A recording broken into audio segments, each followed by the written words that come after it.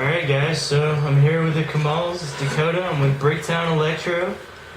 Say what's up guys. Hey, what's up guys? How's it going? Pretty good. That's what's up man. So I guess starting from you, tell me about yourself and how you grew from your ideas and formed your band. Starting with me? Yeah man. Alright. Talk about your feelings, Lauren. Well, my name is Lauren. I'm an alcoholic.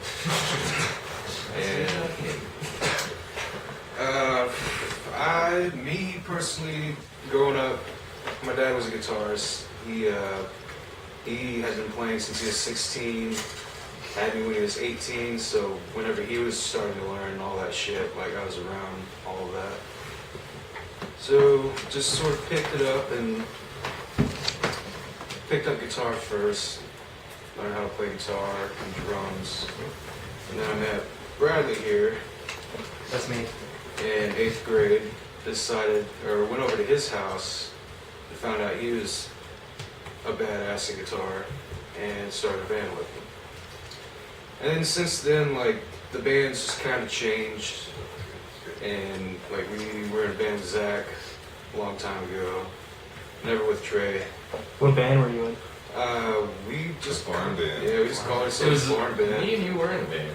Oh yeah, for a day. Buffalo The Stand. boat was a two-piece. Yeah. We were way into the white stripes. All we did was play Black Mass. Yeah. We always just played Black Mass and then we went and hung out in the backyard. Yeah. Right on man, that's what's up. Shoot the little air gun. Anyways, Barn Band. Barn Band. Yeah. So that happened in high school, and we thought we were super serious and stuff about it, but we really weren't. We just wrote a lot of songs. Like,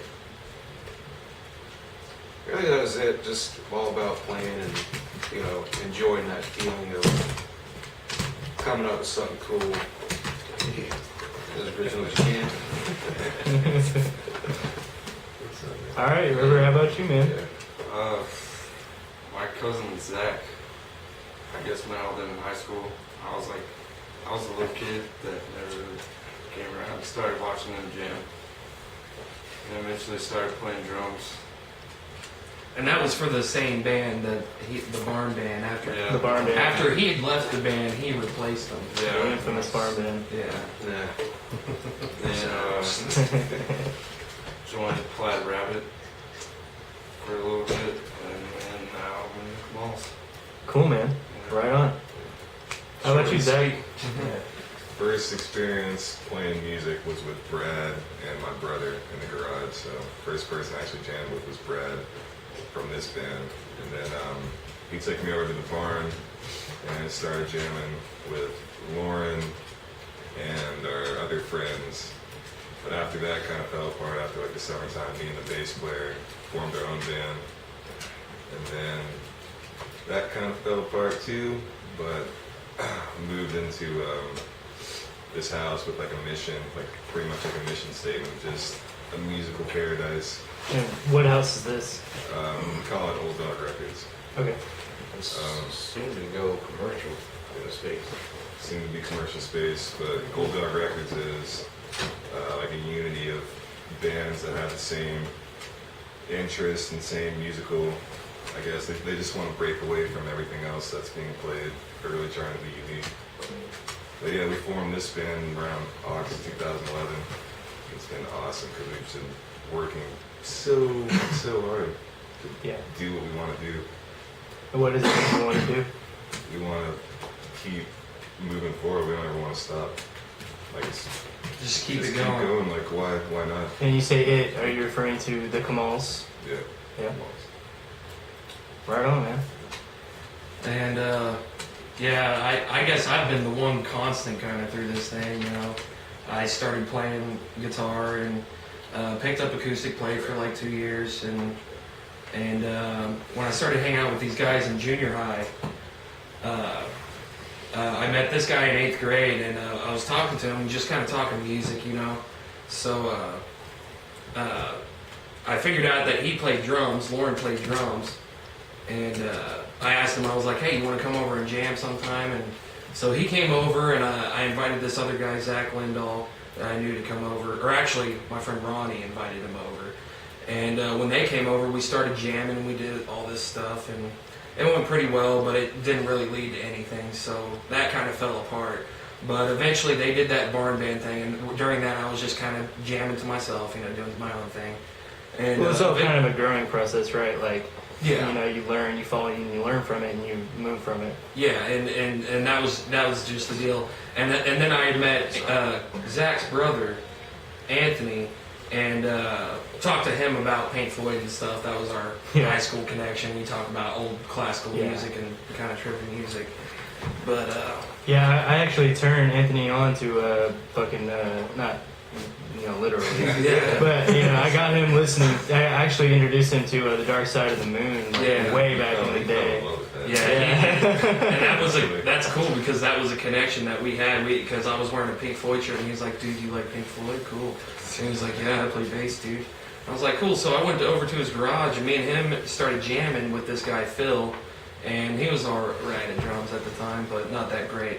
But then Zach comes out, and he was like, "Hey, can I jam with you guys?" And Zach was just wailing on it, and I was like, "Cool." But that didn't turn into anything, and that just inspired me more to work on what I was doing. Well, how long have you been working on your art and your music? Well, me personally, since I was 13 years old, and I'm 23 years old right now. I mean, we've all got, a lot of years under our belts. Lauren has probably been playing music the longest out of all of us, because his dad was a guitarist, and, Born into it. Yeah, he got started really early, but we all had really strong musical influences. And just like all of us were connected at a young age, which is why it works out so well now, is because we're all friends, we all enjoy what we do. And I was connected with Zach, I got connected with Lauren first, and then got Zach and Lauren connected so they could start the barn band. And, it just kind of spiderweb from that. After that, Lauren got out of that band, and me and Lauren started Plaid Rabbit, and that went for a while, and we eventually got River to drum, and basically Plaid Rabbit diminished, and because nothing was happening, and we were kind of at a plateau, we didn't know where to go from there. And that's when, because Zach was recording us at the time, Plaid Rabbit, and when we had all of that going, we just started realizing, the type of chemistry we had together, and the type of potential we had to carry on with our musical careers. So do you guys feel comfortable with the fact that the Kamals is a good thing for you and it's going to go places? Yeah. It's gonna go I somewhere. haven't had a better feeling about anything in my life. Yeah, right on, dude. I mean, with our other projects, it was kind of like, oh, this is fun, yeah. Our way of kind of sticking it to the middleman, because it was like a growing up teenage type thing. And it was like, oh, that's cool. I like that, sticking it to the middleman. Sticking it to the middleman. I was going to say something. Because we were low class. We were Yeah. low class. Sticking it to the middleman. For sure, man. Well, what about Because we don't have access to that higher authority. Basically the same thing. I fucked my knee up.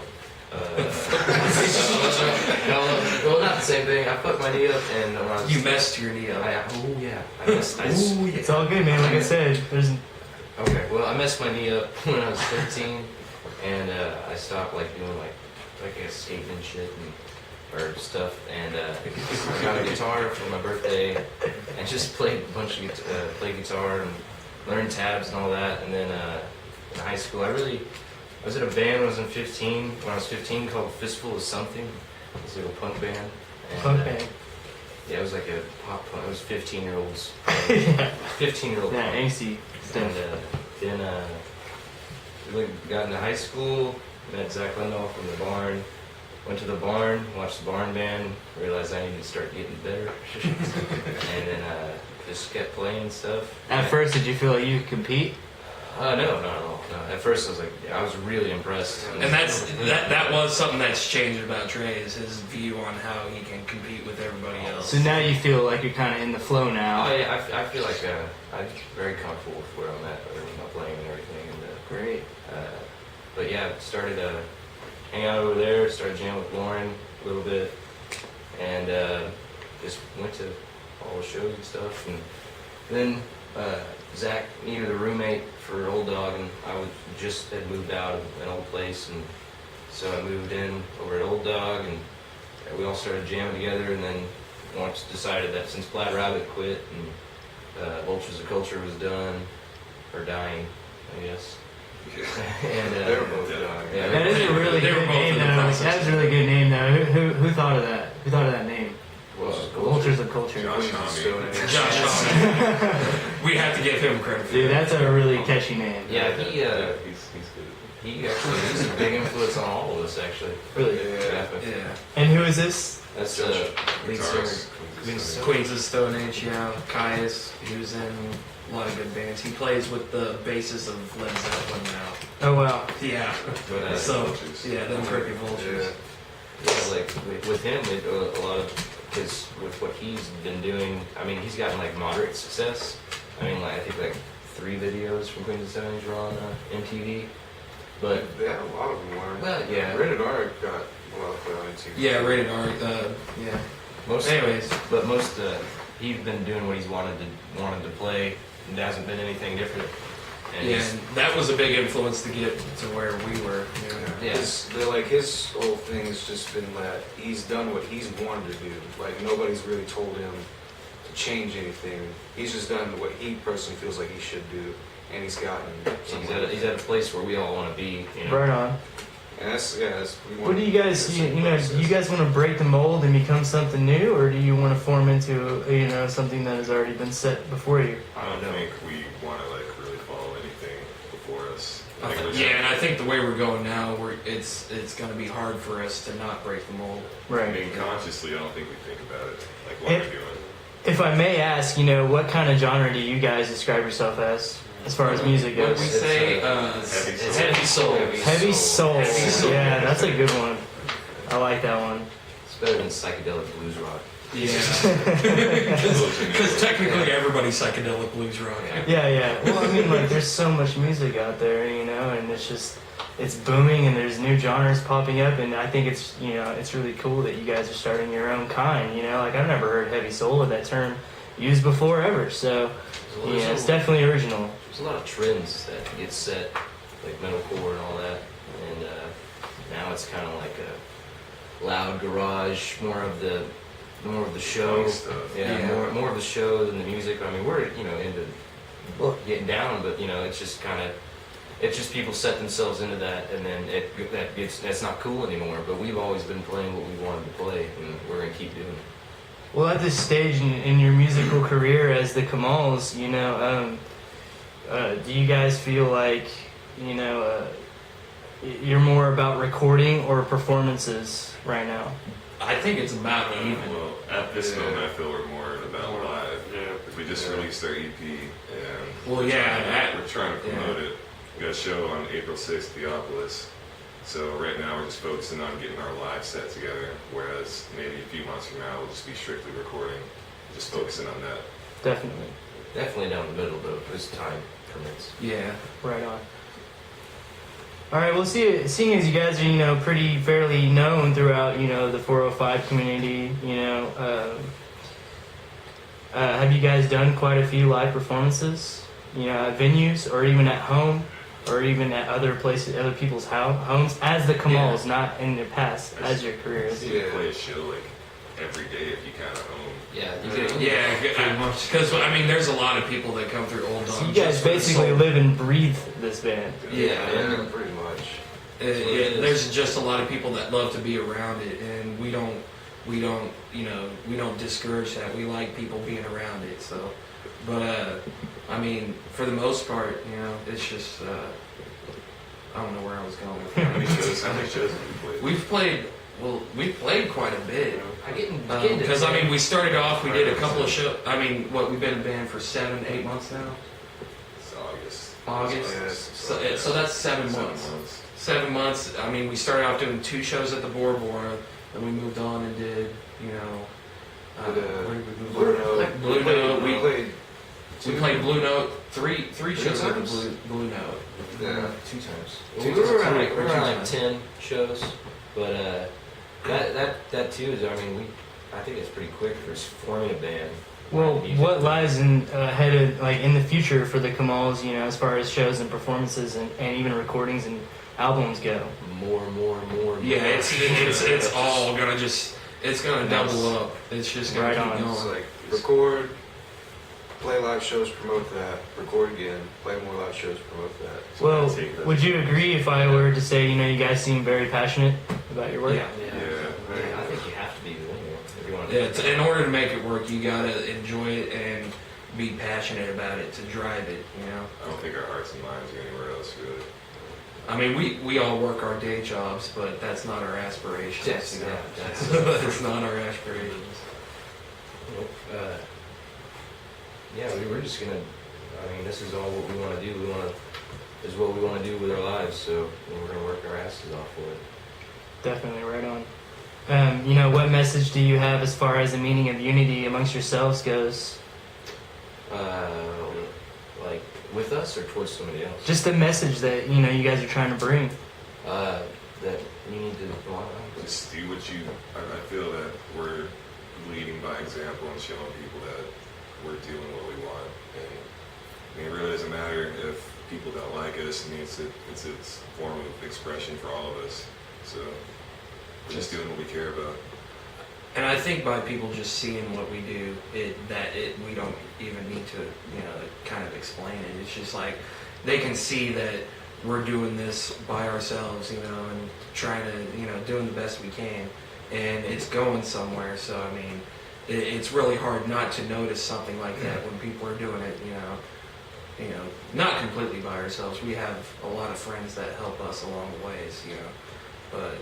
It's just really hard not to notice somebody like that, or at least that's the way I feel about it, and that's where our attention has come from in my views. Right on. A lot of it is we're playing the music we want to hear, and that's what I think everybody should do, not what they think other people should want to hear, but it's what Right you on. want to hear. That's why you're doing it. Yeah, that's the because- whole point of it.